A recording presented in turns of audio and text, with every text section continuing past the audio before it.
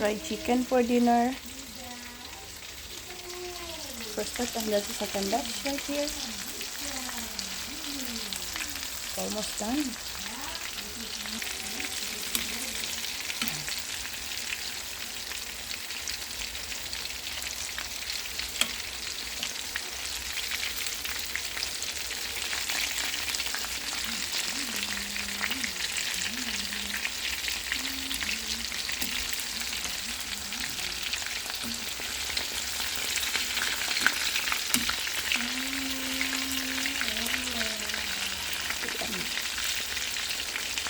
Pag minsan ay gusto kong kumain ng fried chicken, ako na yung gagawa.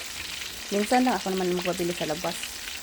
Minsan magpabili din, pero ano ito? Baliktad. Pero maganda yung ano. Maganda din naman ikaw yung gagawa talaga para alam mo yung kung anong mga pinaglalagay mo.